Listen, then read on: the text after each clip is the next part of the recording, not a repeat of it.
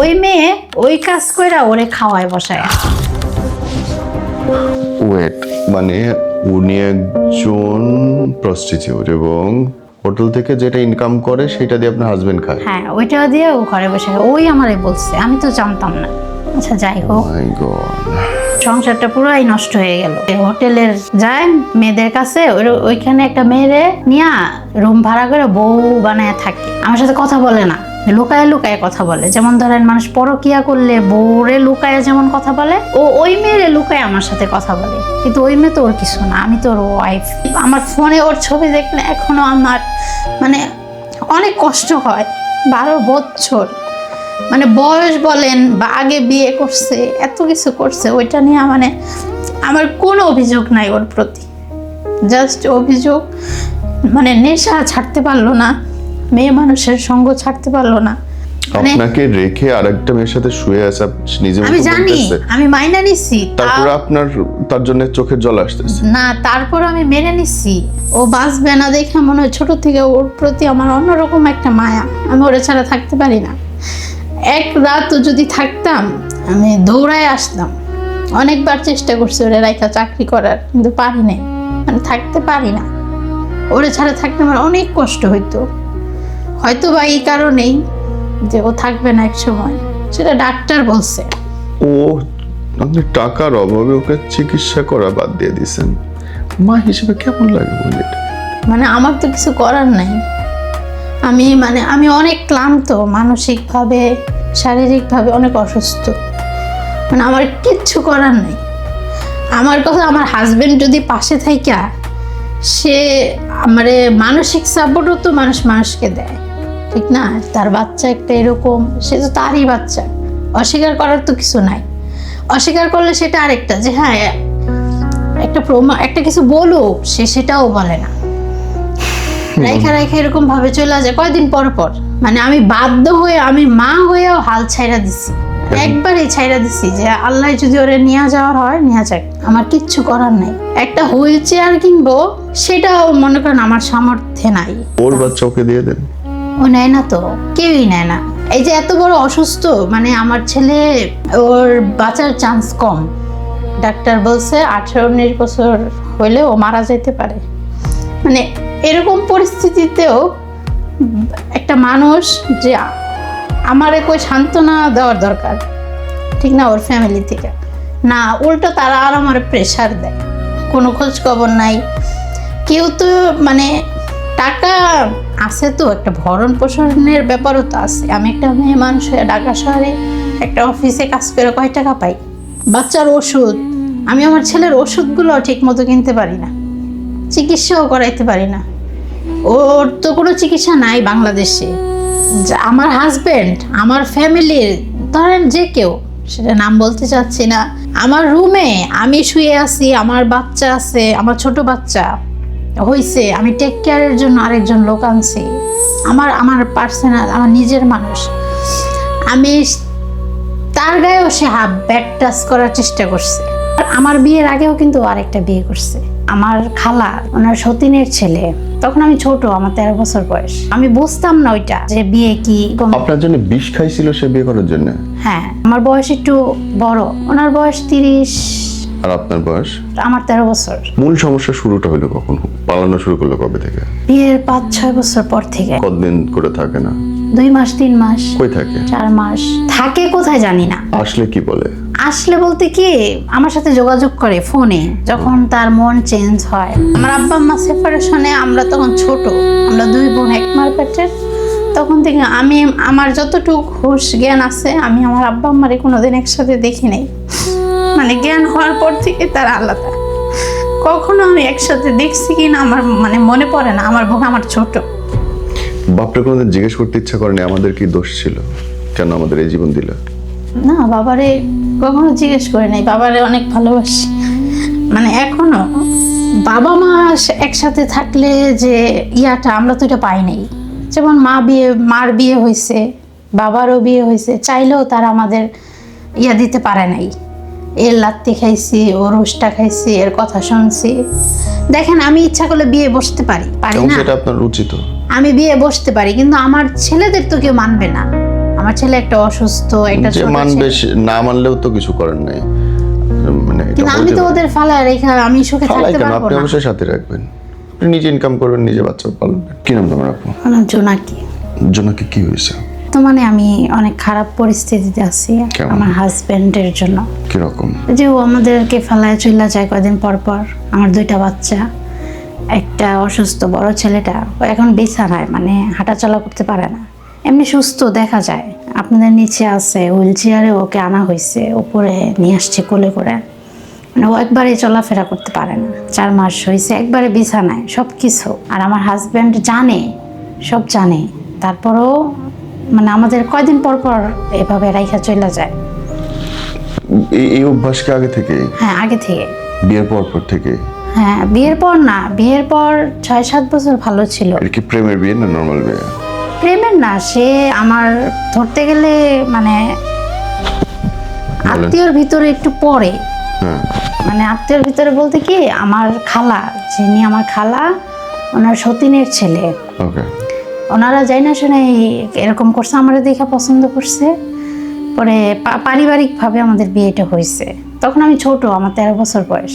2013 সালের ডিসেম্বরে আমার বিয়ে হয়েছে। বিয়েটা দিছে আমার আম্মু, আমার মা, আমার খালা, আমার শ্বশুর, ওনারাই একরকম চাপে ফালাই দিছে। মানে বিষ খাইছিল একবার আমার হাজবেন্ড। উনি আমার চেয়ে আপনাকে বড়। বিয়ে করার জন্য? হ্যাঁ, আমার বয়স একটু বড়। কত বছর বড়? ওনার বয়স 30, আর আপনার বয়স? আমার 13 বছর। তার মানে ডাবলের বেশি। হ্যাঁ, ওইরকম আমি বুঝতাম না ওইটা, যে বিয়ে কি, মানে এরকম। আপনার জন্য বিষ খাইছিল সে বিয়ে করার জন্য? হ্যাঁ, বিষ খাইছিল বলতে আমরা তো দেখি নাই, মানে ইঁদুরের বিষ বা এরকম একটা কিছু হবে হয়তো, বা ওনার মা আসছে আমাদের বাসায়, আমার আম্মুরে বলছে আমার ছেলেটা মারা যাবে, একটু দেন, দেখেন।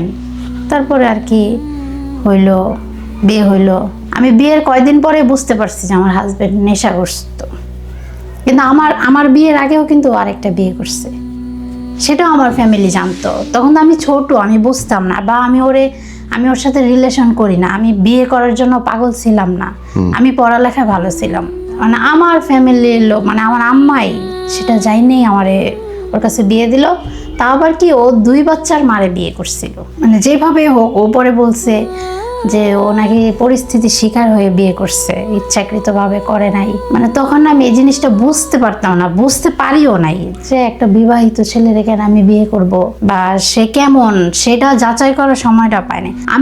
আমি বুঝতাম কি যে উনি আমার পছন্দ করে, আমার ভাল লাগতো। মানে একটা মানুষ আমার এত পছন্দ করে, মানে আমি শুধু এইটুকুই বুঝতাম যে তার সাথে আমার বিয়ে হয়ে যাব, ইয়া করব, মানে এইগুলা বুঝতাম না। বা আমার ফ্যামিলি দিয়া দিছে যে এত পাগল, এরকম করতেছে, হাত কাটে, বিষ খাচ্ছে, আচ্ছা দেই। আবার নিজের মধ্যেই। আচ্ছা, কি করতো আপনার হাজবেন্ড? চাকরি বাকরি কি করতো? তখন কারেন্টের কাজ করতো, আমি যতটুকু শুনি। মূল সমস্যা শুরুটা হলো কখন? পালানো শুরু করলো কবে থেকে? বিয়ের 5-6 বছর পর থেকে। আমার বিয়ে হয়েছে 13 সালে, আমার বিয়ের 12 বছর চলতেছে, 13 বছর এরকম। 13 বিয়ে হয়েছে মানে 18-র দিকে এই ঘটনা শুরু। হ্যাঁ, আমার বড় ছেলেটা হয়েছে তো আমার বিয়ের 2-2.5 বছর পরে। জি। তো হয়েছে, ওরাই নিতে বলছে, নিচে একটা ছেলে। যখন আমার ছেলে অসুস্থ ধরা পড়লো, মানে ধরা পড়ছে কিন্তু 2-3 বছর আগে, যে ও এত অসুস্থ। ওর যখন 5-6 বছর তখন থেকে ধরা পড়ছে যে ওর শারীরিক সমস্যা হইতেছে, পড়ে যেতে, মানে শরীর অসুস্থ, এরকম কিছু ধরা পড়ছে। তার কিছুদিনের ভিতরেই মানে আমার আরেকটা ছেলে, উনি নিতে বলছে, আমার হাজবেন্ড জোর কইরা যে বাচ্চা নাও। এর আগেও অনেক কাহিনী করছে, এরকম করছে, আমার রাইখা চলে গেছে, আমি হয়তো বা বাবা মার বা কাছে চলে আসছি। কতদিন করে থাকে না? 2 মাস 3 মাস। কই থাকে? 4 মাস থাকে, কোথায় জানি না। আসলে কি বলে? আসলে বলতে কি, আমার সাথে যোগাযোগ করে ফোনে, যখন তার মন চেঞ্জ হয় ফোনে যোগাযোগ করে। আরেকবার হয়েছে, আমার বড় ছেলেটা যখন ছোট, মানে প্রায় 1-1.5 বছর, নেশা করে। ও নেশা করে, মানে সংসারের প্রতি তেমন একটা ইয়া নাই, মেয়ে মানুষের ইয়া বলবো না, নেশার প্রতি আসক্ত। আমি তো কিছু বলতে পারি, আমি তো ওয়াইফ, আমি তো চাই না আমার হাজবেন্ড নষ্ট হোক, আমার ভবিষ্যৎ নষ্ট হোক। আমি যদি কিছু বলি আমারে মারধর করে, অত্যাচার বলতে মারধর করবো, আমি কিছু বলতে পারবো না। আর কি, একটা মানুষ যদি অন্যায় করে স্বীকার না করে যে হ্যাঁ আমি অন্যায় করছি, মানে ওর ভিতরে ওই জিনিসটা নাই। ও আপনি ধরছেন হাতে নাতে, ধরে ফেলছেন, ও না স্বীকার, আমি তো করি নাই, আমি তো এগুলো করি নাই, তুমি দেখছো, তুমি জানো আমি করি নাই, যাও কি করবা করো। আমার বড় ছেলেটা যখন একবারে ছোট, তখন এরকম হয়েছে মারামারি, আমি চলে আসবো, আমার আসতে দিবে না, আমার ছেলেটারা রাইখা দিছে, বলছে তুমি যাও গা, আমার ছেলে দিব না, বাস রাইখা দিছে। আমি তখন গাজীপুরে থাকি, আমি তখন আবার করছি, মানে থানায় গেছি, আমার অনেক মারছে অনেক। এই যে যেদিন যাবে ওই দিনের আগেও ও আমার অনেক মারছে, যে আমার এখানে মানে আমার মায়েরা ফেলার চেষ্টা করছে একরকমভাবে। ওর ভিতরে যে আমার নিয়ে কি ক্ষোভ আমি বুঝতেছি না, মানে বলেও না যে আমার সমস্যা কি। তারপর গাজীপুরে আমি থানায় গেলাম, থানায় গিয়ে মানে আমি আমার ছেলের জন্য, ছোট বাচ্চা, আমি তো ওরে রেখে থাকতে পারবো না, গেছি। থানা থেকে লোক টোক আইসা আমার ছেলের আমার কাছে দিছে যে ও তো মা, বাচ্চা এখনো ছোট, ওর কাছে থাকবে। আমি বলছি ঠিক আছে, আমার হাজব্যান্ডে মার ধর করেন না, নেওয়ারও দরকার নাই, মানে আমি চলে যেতেছি আমার বাপ মার কাছে। ও যেহেতু ভালো, ও বলে যে আমি ভালোই, কেউ যদি বলে আমি ভালো, তার খারাপ অভ্যাস যদি চেঞ্জ না করতে পারে, তাহলে তো তারা আমি ভালো করতে পারবো না। কি সে যদি বলতো যে ঠিক আছে আমি চেষ্টা করি জোনাকি, আমি চেষ্টা করি বা আমি ছাইরা দিব, এগুলো বলে না, আমি ভালোই, আমি কিছু করি না, এরকম করে। তো ওই মানুষটার সাথে তো মানে তখন আর আমার কম বয়স, সংসার।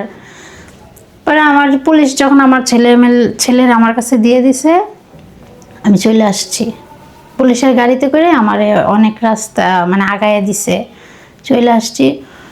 কিন্তু আমি তো আর সংসার ছাইরা একবারে চলে আসি নাই, ভাবছি যে ঝামেলা একটা হয়েছে, এখানে থাকলে হয়তো বা মারামারি হইতে পারে, ওনার মনটাও ঠিক হোক, আমার মনটাও ঠিক হোক, তারপরে আসবো না। উনি ঘরের সব কিছু মানুষরে দিয়ে দিছে, বিক্রি করে দিছে, দিয়া সংসারটা একবারে নষ্ট করে ফেলছে। ফেলা প্রায় 2-3 মাস আমি ঢাকায় আমার আম্মা, এইখানে আমার আম্মার কাছে আসছি, আমি থাকতেছি, চাকরি নিছি আমার ছেলেটারে রাইখা, ছোট ছেলে, আমার বড় ছেলেটা ছোট, ওরে রাইখা আমি চাকরি নিছি গার্মেন্টসে, হাতের পোল তখন গার্মেন্টস ছিল, চাকরি নিয়ে চাকরি করতেছি, 2-3 মাস হয়ে গেছে, কিন্তু আমার তো মন মানতেছে না। আমি তো আমার হাজব্যান্ডের সংসার চাই বা সংসার করতে চাই, ও আমাদের কোনো খোঁজ নেয় না। আমি ভাবছি যে হয়তো বা ফোন দিবে যে আমার বউ, আমার বাচ্চা, আসো, এরকম কোনো কিছু তার ভিতরে নাই। পরে শুনলাম যে সব কিছু, সংসারটা পুরাই নষ্ট হয়ে গেল। আর ও মানে এক কথায় যা বলে যে হোটেলের যায় মেয়েদের কাছে, ওইখানে একটা মেয়েরে নিয়া গাজীপুরে রুম ভাড়া করে বউ বানায় থাকে, এরকম আমি শুনতে পাইছি। আরে বাপরে, হ্যাঁ, তো বিরাট ব্যাপার। মানে আমি শুনছি বলতে কি আমি নিজেও দেখছি, আমি ওই মেয়ের সাথে কথাও বলছি। কিভাবে, কি দেখছেন? আমি ফোন দিছি, মানে ফেসবুকে ছবি ছাড়ছে বাপরে, আমার হাজবেন্ড, ছবি ছাড়ছে, আবার ওই মেয়ের ছবি খাটে বসা, আমার হাজবেন্ড যেই খাটে বসা ওই মেয়েও এখানে, মেয়েটার নাম সম্ভবত ছাড়ছে।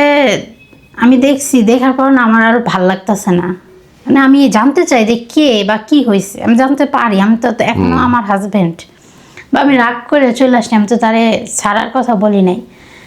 মেয়ের নাম হোটেলের মেয়ে, খারাপ মেয়ে, যাই হোক, ওই মেয়ের সাথে আমি ফোন দিছি, মানে আমি সহ্য করতে না পারে আমি ফোন দিছি, বললাম যে তুমি কই থাকো বা কই আসো, তোমারে দেখলাম ফেসবুকে ছবি ছাড়লা, ওইটা কে? আমার মিথ্যা কথা বললো যে না আমি এখানে সিট ভাড়া থাকি, আমি কাজ করি।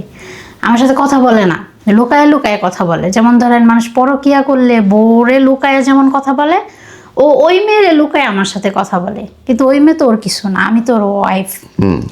এরকম অনেক দিন গেছে, একদিন হঠাৎ করে মেয়েটা হয়তো বা বুঝতে পারছে, আর ও আমারে যেটা বলছে, ওই মেয়ে ওই কাজ কইরা ওরে খাওয়ায় বসায়।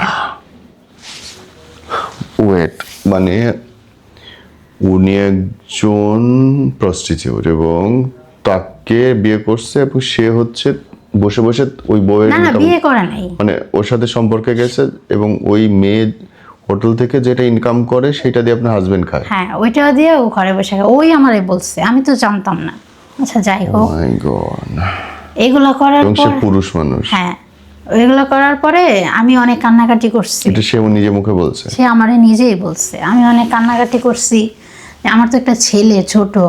আর জানেন তো বিয়ের পরে একটা মেয়ে হাজবেন্ড ছাড়া বাবা মার ঘরেও তেমন একটা ভ্যালু নাই।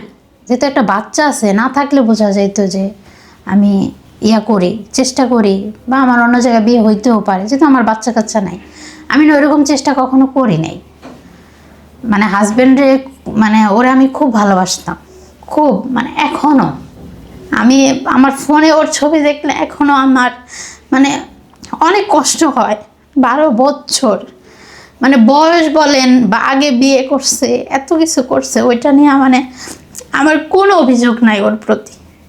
জাস্ট অভিযোগ মানে নেশা ছাড়তে পারলো না, মেয়ে মানুষের সঙ্গ ছাড়তে পারলো না। মানে আপনাকে রেখে আরেকটা মেয়ের সাথে শুয়ে আছে, সে নিজে আমি মুখে জানি, বলতেছে। আমি মাইনা নিচ্ছি, তারপরে আপনার তার জন্য চোখের জল আসতেছে। না তারপর আমি মেনে নিচ্ছি, আমি ওরে মেনে নিচ্ছি। এগুলা করার পরে যখন এই মেয়েটা নিয়ে ভাড়া এই থাকতো, ঘটনার পরেও আপনি মেনে নিয়েছেন এবং তার জন্য এখনো আপনি কাঁদতেছেন। এই ঘটনার পরে আমি তার সাথে অনেকবার, মানে এই সংসার ভাঙলো কতবার, তারপর আমি মানে তার সাথে সংসার করার চেষ্টা করছি। ও মাই গড। আমার ওখান থেকে আবার ফিরে আসছে সে। হ্যাঁ, ওইখান থেকে ফিরে আসছে। আবার তার বন্ধুরাই আমাকে বলছে, আছে না, যেমন ধরেন আমি যদি আরেকটা বিয়ে করি, আমার বান্ধবী আমার বাসায় আসতেই পারে, স্বাভাবিক না? ওনার ফ্রেন্ডরা আবার ওনার বাসায় গেছে, ওইটা আবার আমারে বলছে। বলছে কি, যখন আমরা আবার মিল হয়েছি, ওনার সাথে আমি কথা বলছি ফ্রেন্ডের সাথে, তখন বলছে যে হ্যাঁ আমি তোর বাসায় গিয়েছি। ওই ও মেয়ে- মানে ওর বন্ধুরাও তার বাসায় গেছে। হ্যাঁ, মানে একটা সংসার পাচ্ছে, আরে বাপ রে গাজীপুরে বাপ। একটা সংসার করছে তারা। এই সংসারে তাদের ইনভাইট করছে, দেখার জন্য গেছে, ঠিক আছে। আমি পরে ফোন দিলাম, আমি কান্নাকাটি করছি, আমার একটা ছেলে আছে। আর বন্ধুরাও গিয়ে ইনকামের পথ করে দিছে কিনা সেটা কে জানে। সেটা বলতে পারি না। আমি ফোন দিয়ে কান্নাকাটি করলাম যে আমার তো ছেলে আছে, আমার বড় ছেলে জোনাইদ, যে তুমি কেমনে থাকো আমারে সারা, বা আমি ভালো নাই। এমনিতে কি আমার আব্বা আম্মা সেপারেশনে, মানে মনে যে একটা বল পাবেন তাও নেই। না, আমার বলটা কোনো দিক দিয়েই নাই। আমার আব্বা আম্মা সেপারেশনে, আমরা তখন ছোট, একবারে ছোট, আমরা 2 বোন এক মার পেটের। তখন থেকে আমি, আমার যতটুকু হুঁশ জ্ঞান আছে, আমি আমার আব্বা আম্মারে কোনোদিন একসাথে দেখি নাই। মানে জ্ঞান হওয়ার পর থেকে তারা আলাদা। কখনো আমি একসাথে দেখছি কি না আমার মানে মনে পড়ে না। আমার বোন আমার ছোট। বাপরে কোনোদিন জিজ্ঞেস করতে ইচ্ছা করেনি আমাদের কি দোষ ছিল, কেন আমাদের এই জীবন দিল?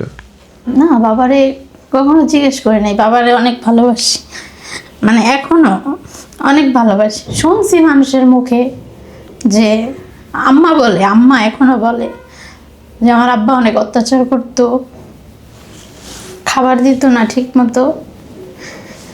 তো অনেক আগের কথা, তো অনেক অভাব ছিল, খাবার টাবার দিত না, এগুলা বলে আমার আম্মা বলে। কিন্তু আমার আব্বার মুখে না, মানে এটা সবচেয়ে বেশি লাগে আমার আব্বার মুখে। আমি আজ পর্যন্ত এই 24-25 বছর আমার বয়স, আমি আজ পর্যন্ত শুনি নাই যে তোমার আম্মা ওইরকম ছিল। ওনার মুখ দিয়া না, মানে আমার আম্মার, মানে তোমার মা, এই কথাটা আজ পর্যন্ত শুনি নাই। মানে উনি হয়তো বলতে চায় না, বলে না, দোষ তো সবারই আছে। সেটা নিয়ে আমরা ছোট থেকেই মানে কষ্ট করতে করতে এই পর্যন্ত আম্মা আব্বা ম্যাচুয়েট কাউরে দেখি নাই।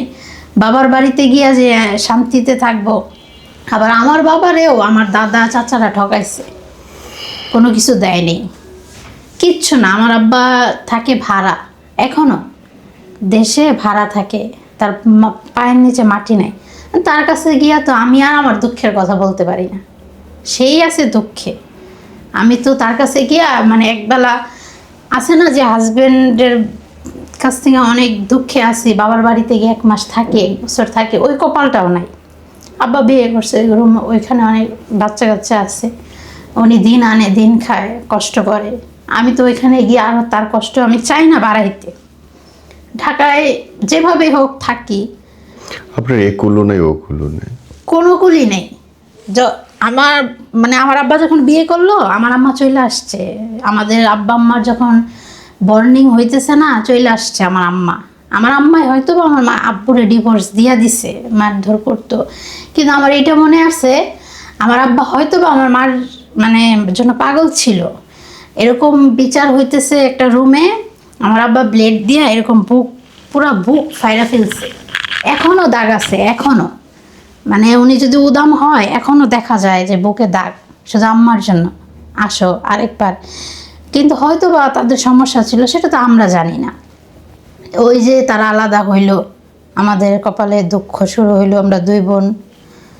দুঃখ শুরু হইলো, আব্বার যতটুকু মনে আছে আব্বার কাছে ছিলাম, আব্বার কাছে থাকতাম, আম্মার কাছেও থাকতাম, মানে দুই দিকেই থাকতাম। একটা ডিভোর্সি পরিবারের মেয়ে আর নর্মাল পরিবারের বাচ্চার মধ্যে পার্থক্য চোখে পড়ে বোন? অনেক। কেমন? বাবা মা একসাথে থাকলে যে ইয়াটা আমরা তো এটা পাই নাই। যেমন মার বিয়ে হয়েছে, বাবারও বিয়ে হয়েছে, চাইলেও তারা আমাদের ইয়া দিতে পারে নাই। এর লাত্তি খাইছি, ও রোস্টা খাইছি, এর কথা শুনছি। সৎমার কথা তো মানে জানেনই তো, বলার মতো না। একটু বল। অনেকে ভালো, অনেকে খারাপ। সৎমার হাতে অনেক অত্যাচারের শিকার হয়েছি, অনেক। মানে ভালো হয়তো বা তার দিক থেকে সে ভালো ছিল, কিন্তু আমরা তো ছোট ছিলাম, আমাদের থেকে ভালো না। আব্বা যখন আমার আব্বা মাছের ব্যবসা করতো, রাতে এমনও রাত গেছে মাঝরাতে আসতো। মানে সারা দিন দেখছি কি না আব্বার সঠিক ততটা সেন্স নাই, মনে নাই। উনি আমাদের অনেক মারতো, অনেক, দুই বোনের মারতো। মারতে মারতে রুমে যাইতাম না, কিন্তু আব্বা আসলে ভালো, আব্বার সামনে দেখাইতো উনি অনেক ভালো, আমাদের সারাদিন অনেক টেক কেয়ার করে, আমাদের রাস্তায় রাস্তায় রাখতো। তখন তো ওই যে লাকড়ির চুলা, লাকড়ি টোকাই মানে ইয়ে করতে বাগানে যাইতাম লাকড়ি আনার জন্য। খিদায় এমনও গেছে যে মানে আম আছে না, বাগানের আম খাইছি, খাইতে দেয়নি। দুই বোন সারাদিন এখানে এখানে এখানে এখানে থাকতাম। খাইতে দিত না? না, আব্বা আসলে আবার দিত। আব্বার সামনে সে পজিটিভ দেখাইতো। অনেক অত্যাচার করছে, অনেক মারছে, আমার চেয়ে বেশি আমার ছোট বোনডারে করছে। আব্বারে বলেন নেই এসব? বলা সাহস পাইতাম না, উনি ভয় দেখাইতো। আব্বা গেলে আবার মারবো, আব্বা তো থাকতো না, বাসায় থাকতো না। এমনও সময় গেছে তার ভয়ে আমরা বাড়িয়ালির খাটের তলায় গিয়া ঘুমাইয়া যাইতাম গা। কখন ঘুমাইয়া গেছি কইতেও পারি না, মানে ভয়ে মারবে দেখা ভয়ে যে লুকাইতাম, কখন যে ঘুমাইয়া গেছি বুঝতেই পারতাম না। এরকম করতে করতে হয়তো আমার আম্মা নিয়ে আসছে, আবার আব্বা নিয়ে যেত, মানে এরকম একটা চলতো। ঢাকায় নিয়ে আসতো, আব্বা আবার আমার দাদিরে পাঠাইতো, নিয়ে যেত। পরে আমার দাদি মানে সবাই বিরক্ত হয়ে গেছে। বিরক্ত হওয়ার পরে আমার আম্মা বলছে যে আমার একটা মেয়ে দেন। অনেকবার আনতে গেছে বলে আমরা শুনছি, মনে নাই এগুলা। আনতে গেছে আমার মেয়ে দেন, কিন্তু আমার আব্বা দিতে রাজি না, আমার মেয়ে আমার কাছে থাক।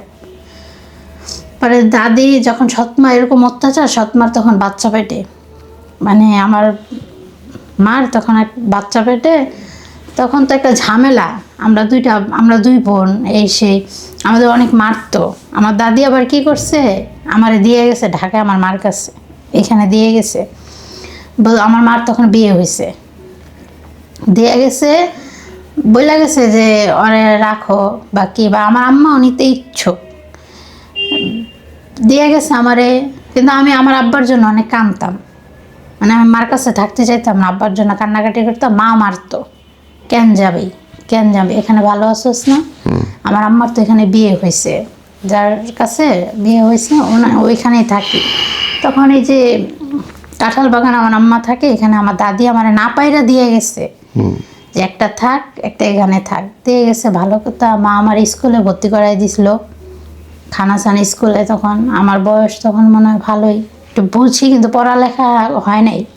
বোন, আবার আপনি এই গল্পে আসেন যে আপনার হাজবেন্ডকে আপনি বললেন নিয়ে আসলেন, সংসার ঠিক করলেন, তাহলে এখন আবার সে চলে যাচ্ছে, বারে বারে একই কাণ্ড হচ্ছে। এইটাকে আপনি কেমনি ব্যাখ্যা করেন? আপনার কাছে কি মনে হয় না যে এর একটা শেষ দরকার? মানে শেষটা তো আমি করতে পারতেছি না বাচ্চাদের জন্য। আমার বাচ্চাটা তো নর্মাল না। যদি ও নর্মাল থাকতো, আমি যে কোনো জায়গায় আমি একটা কাজ করে খাইতে পারতাম বা চাকরি করে খাইতে ওর পারতাম। বাচ্চা ওকে দিয়ে দেন। ও নেয় না তো, কেউই নেয় না, ওর ফ্যামিলির কেউ। এই যে এত বড় অসুস্থ, মানে আমার ছেলে ডিএমডি রোগে আক্রান্ত, ডাক্তারি ভাষায় সংক্ষেপে ডিএমডি। ওর বাঁচার চান্স কম। ডাক্তার বলছে 18-19 বছর হইলে ও মারা যেতে পারে।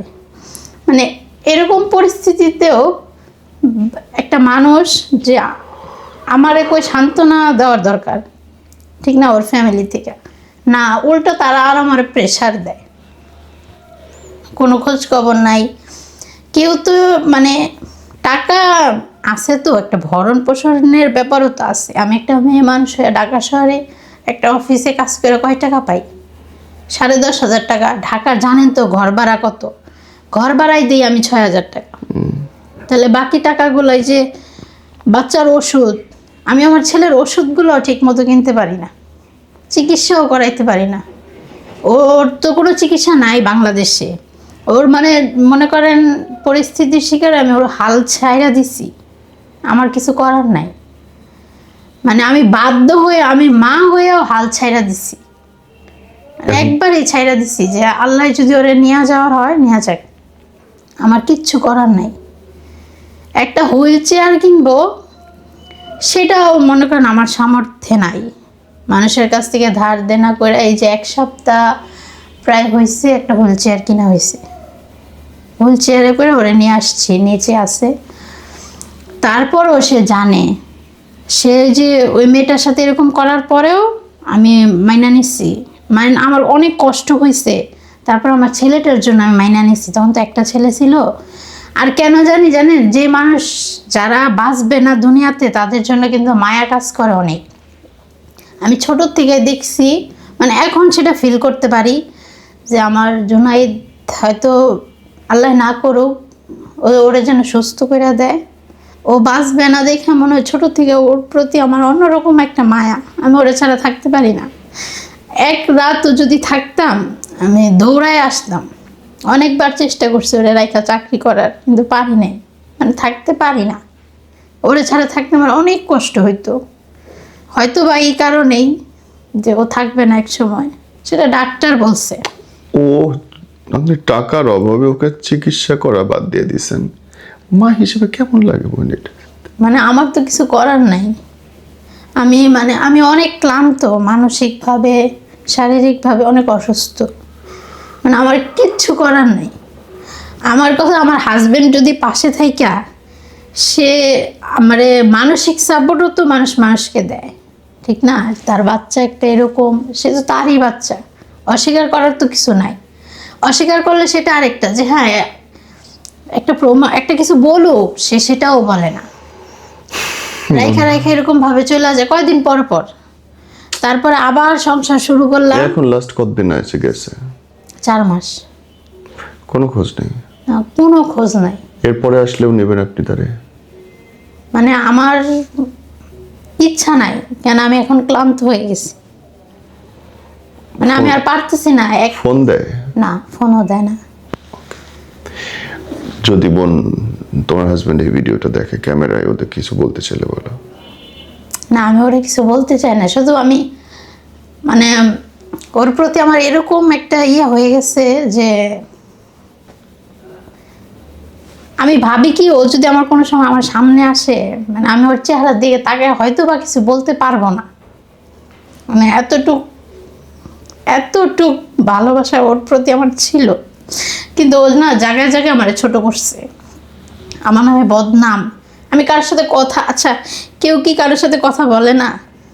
বলে তো। কারোর সাথে কথা বললে আমার নাকি তার সাথে রিলেশন, এরকম অনেক অপবাদ দিছে ও আমারে। তারপরও আর ও তো গিয়ে শুয়ে আছে মানুষের দাও খারাপ মেয়েদের সাথে, সেটা কিছু না। না, তার ফ্যামিলির কাছেও সেটা কিছু না। সে এরকম ভাইয়া অনেক করছে, অনেক। এরপরে আপনি কাঁদবেন তার জন্য? এরকম অনেক করছে। আপনি আমার নিজের মানুষের গায়েও হাত দেওয়ার চেষ্টা করছে।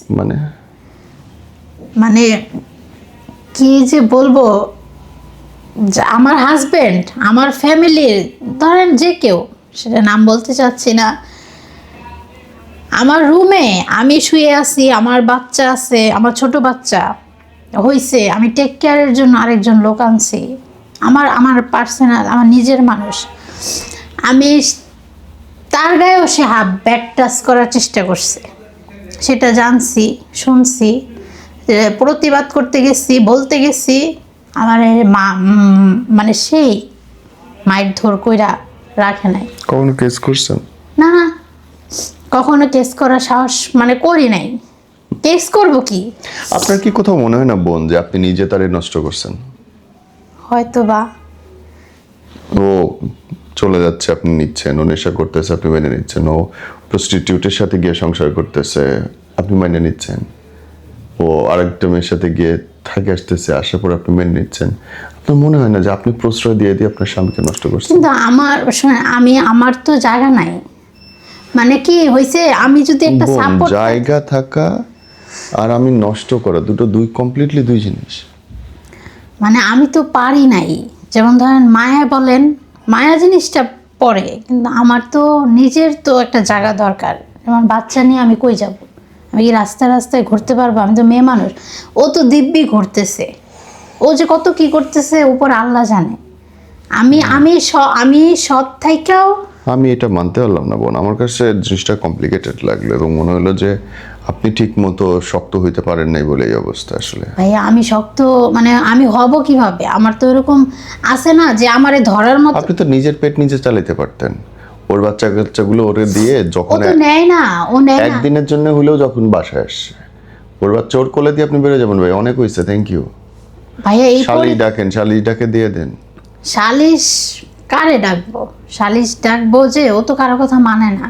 যেমন ধরেন কিছু বললে আমার ডিভোর্স দেওয়া যাও, হ্যাঁ চলে যাবেন, ডিভোর্স দিয়ে বাচ্চা নিবে না। বাচ্চা তো আপনার দায়িত্বই না, আপনার হচ্ছে অপশন। আমি মা হয়ে আমি, আপনার হচ্ছে অপশন, আপনি যদি ধরে দিয়ে যান সে নিতে বাধ্য। সে নেয় না তো। আমি সে যদি বাধ্য করে দেয়া যায়, পুলিশে দিয়ে দেয়া যায়, আইনতভাবে দেয়া যায়। আপনি একটা কেস করেন নাই, আপনি ওর বিচারের মুখে পড়েন নাই, আপনি যতবার অপরাধ করছে সে মাফ করে দিয়েছেন। আমি অপরাধ করার ও পরে অপরাধ করছে, আপনি মাফ করতেছেন একটার পর একটা। তাহলে কেন থামবে? ওর থামার তো কারণই নেই। অপরাধ করার পরে যেমন ধরেন এই যে একটা অন্যায় করছে, এখন আমার তো একটু সময় দরকার যে কাউরে ডাকবো বা একটা নালিশ করার দরকার বা একটা 3 মাস কেস নাই করলাম। জামাই, 6 মাস নাই গিয়ে আরেক জায়গায় সংসার করতেছে। একটু সময় না তো, 3-4 মাস সময়। ও প্রায় এরকমই করে। আর আপনি কিন্তু প্রায় আমি- আসে মাফ করে দেবেন। আমি তো বাচ্চাদের দিকে তাকায়া, বুঝেন, আমি না ওরে বোন। ডিভোর্স, ঠিক আছে আমি ওরে ডিভোর্স দিলাম। আমি একমত না আপনার সাথে। আমি ডিভোর্সের খুব বিপক্ষে, কিন্তু কোনো নেশাখোরের সাথে সংসার হয় না। আমি ডিভোর্সের আমি খুব তো- বিপক্ষে, আমি কিন্তু যে ওর- আমি- রেগুলার গায়ে হাত তোলে তার সাথে সংসার হয় না। আমি তো চাইছিলাম মানে যে ও ভালো হবে, ভালো মানে ভালো করার। Very good. ধরেন আপনি পানি রাখলেন একটার পর একটা, পানির চিন্তা করলেন এটা একটা বিল্ডিং হবে, সেটা হবে?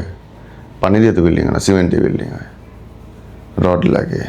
সো যে লোকটার সাথে নেশাগ্রস্ত, যে আপনাকে রেখে এক না একাধিক ও না ততোধিক শত শত মেয়ের সাথে শুয়ে আসতে সংসার করতেছে, and you are till. So মানে আমি চাইছিলাম কি, আমি যেটা চাই, যেমন আমি ফিল করছি কেন আমার বাবা মা আলাদা ছিল। আমি আলাদা হব না। আমি চাইছিলাম কি আমার সন্তানরা যেন ওই জিনিসটা মানুষের, দেখেন আমি ইচ্ছা করলে বিয়ে বসতে পারি এবং না, সেটা আপনার উচিত। আমি বিয়ে বসতে পারি, কিন্তু আমার ছেলেদের তো কেউ মানবে না। আমার ছেলে একটা অসুস্থ, একটা যে ছোট মানবে ছেলে। না মানলেও তো কিছু করেন নাই, মানে এটা কিন্তু আমি হতে তো পারে। ওদের ফালায় রেখে আমি সুখে ফালাই থাকতে কেন? পারবো আপনি না। অবশ্যই সাথে রাখবেন, আপনি নিজে ইনকাম করবেন, নিজে বাচ্চা পালবেন। না দেখেন, নিজের আমি টাকা। ওইরকম বিয়ে করলাম যে আমার বাচ্চাদের মানলো না, আমার ইনকাম করতেই হইতেছে। তো আমার ইনকাম তো করতে হবে, যতদিন ইনকাম আপনি না করবেন ততদিন আপনি লাত্তে উত্তার মতোই খাবেন। আমি চাইছিলাম কি যে এনিওয়ে, শেষ করি বোন, আপনি কি আপনার অবস্থার জন্য মানুষের কাছে কোনো হেল্প চান, বা যারা দেখতেছে তাদের জন্য? মানে আমি এখন বর্তমানে আমার ছেলের জন্য হেল্প চাই। বলেন, আমার ছেলে, যারা দেখতেছে তাদের জন্য বলেন। মানে আমার ছেলে অসুস্থ, ওর মানে চিকিৎসা করতে তো পারতেছি না, তার মধ্যে আবার ওরে যে আমি একটা ভালো মন্দ কিছু খাওয়াবো ওইটাও পারতেছি না।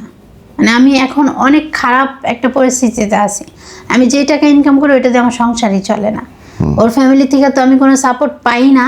আমিও চাই এটার একটা সমাধান হোক, মানে খুব তাড়াতাড়ি হোক, কিন্তু তারা করতেছে না। আমার ছেলের জন্য আমি সবার কাছে দোয়াও চাই, একটু সাহায্যও চাই, তো ওর জন্য আমি সুস্থ করতে পারি ডাক্তারের কাছে বা কবিরাজ চাই, যেভাবে হোক আমি দৌড়াইতে চাই। ওর পিছে আমি একটু খাটতে চাই, আমি দেখতে চাই আদৌ কি ওরা আমি ফিরে আনতে পারি কিনা, যে ও আমার বড় ছেলে, আমার সন্তান। মানে যারা দেশ বিদেশ থেকে দেখতেছেন তাদের উদ্দেশ্যে বলতে চাই, মানে আমার ছেলের জন্য, অসুস্থ পঙ্গু ছেলের জন্য যদি মানে কেউ সাহায্য করতে চান তাহলে আমার নগদ নাম্বারে সাহায্য পাঠাইতে পারেন। নাম্বার 0133895898। আবার বলি 0133895898। এটা নগদ নাম্বার। ইনশাআল্লাহ বোন, আমরা দোয়া করি আল্লাহ আপনার বাচ্চাকে সুস্থ দান করুন।